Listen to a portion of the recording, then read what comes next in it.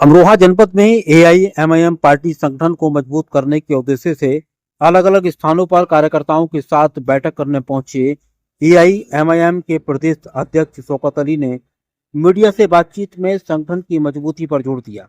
उन्होंने कहा कि एआईएमआईएम पार्टी पूरे प्रदेश में लगातार दौरे कर रही है और 2027 के चुनाव से पहले कार्यकर्ताओं का मनोबल बढ़ाने का अभियान तेज किया जा रहा है। और क्या कहा आपको सुनवाते हैं। अमरोहा में आज कई जगह आपका प्रोग्राम है, कैसे आना हुआ पहले से इसके बारे में? देखिए, पहली बात तो ये है कि अमरोहा एक तारीखी सरजमीन है और तहजीब वालों की सरजमीन है। तो हम तो पूरे उत्तर प्रदेश में घूम घूम करके लोगों से मिल रहे हैं, बैठकें कर रहे हैं, पार्टी को मजबूत कर रहे हैं, अपनी पार्टी का प्रचार प्रसार कर रहे हैं, पार्टी को विस्तार दे रहे हैं, 2026-2027 के चुनाव की तैयारी भी कर रहे हैं।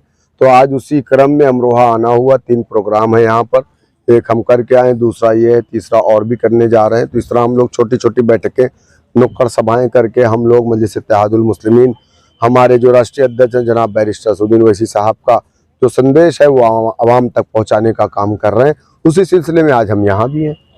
जो यूजीसी है इसे किस नजर से देखते हैं आप? जो यूजीसी चल रहा है अभी तो वो सुप्रीम कोर्ट ने स्टे कर दिया ना, इसके बारे में क्या? तो जो मामला न्यायालय में लंबित, देखिए मैं एक बात जानता हूँ, हमारे देश में संविधान है और संविधान समानता की बात करता है, इक्वालिटी और बराबरी की बात करता है। तो उससे बड़ी कोई किताब नहीं है, उससे बड़ा कोई कानून नहीं है। अभी जैसे दीपक, जो मोहम्मद दीपक है उत्तराखंड के कोटद्वार में, जिन्होंने एक मुस्लिम आदमी को बचाने का प्रयास किया था, वहाँ पर कुछ दल जो थे उन्हें उनके साथ कुछ गलत करना चाहते, इसे किस नजर से देखते हैं? देखिए, दीपक ने बहुत अच्छा काम किया, सराहनीय है। और हम इस मुल्क में आज़ादी के पहले से हिंदू मुसलमान साथ रहते, लेकिन इधर कुछ नफरती लोगों ने इस देश के माहौल को ख़राब करने की कोशिश की। लेकिन मुझे अफसोस इस बात पर है कि दीपक बहुत देर में आया। और दीपक क्यों नहीं आए? 2014 से लेकर के अब तक 200 मुसलमानों को लाठी और डंडे से कूट करके मार दिया गया, उनकी मॉब लिंचिंग हो गई। लेकिन मुझे अफसोस इस बात का है कि आज तक कोई दीपक नहीं आया, जबकि हमने इस देश में कभी भी किसी अब्दुल को मंत्री या मुख्यमंत्री या प्रधानमंत्री नहीं बनाया। हमने जितेंद्र और महेंद्र और दीपक को ही बनाया। उसकी ये जिम्मेदारी थी कि अगर उसको हमने अपना बड़ा भाई माना, अगर उसके छोटे भाई पर जुल्म हो रहा है तो सबसे पहले उसको बाहर आना चाहिए था। देर आए दुरुस्त आए। दीपक की मैं इज्जत करता हूँ, सराहना करता हूँ मैं, उन्होंने अच्छा काम किया। कमाल अख्तर साहब ने पीछे बयान दिया, काफी चर्चा में, आपकी प्रतिक्रिया उसकी तरफ आई थी क्या? उनका आरोप था क्या आपकी जो पार्टी है उसकी जो प्रत्याशी आते हैं वो भाजपा के दफ्तर से आते हैं? वो देखिए, कमाल अख्तर साहब 2008 में दारुस्सलाम हैदराबाद गए थे, आप लोगों ने वीडियो देखा होगा।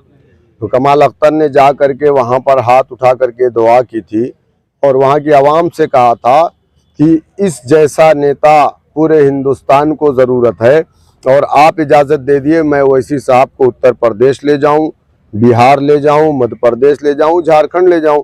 तो कमाल अख्तर साहब ने 2008 में दुआ किया था, अल्लाह ने 2014 में उनकी दुआ को कबूल कर लिया। अल्लाह ने जब दुआ को कबूल कर लिया तो अब उनको तकलीफ़ क्यों हो रही है? वो ये कह रहे हैं कि हमारा उम्मीदवार बीजेपी के दफ्तर से आता है। अभी आज कौन प्रोग्राम करवाया है? कहाँ गए वो? नबी हसन भाई से पूछिएगा, या आप लोग जानते होंगे, आपके यहीं के हैं, कि वो बीजेपी के दफ्तर से आए हैं। वही दूसरी तरफ हसनपुर का जो उम्मीदवार आया था वो किसके दफ्तर से आया था?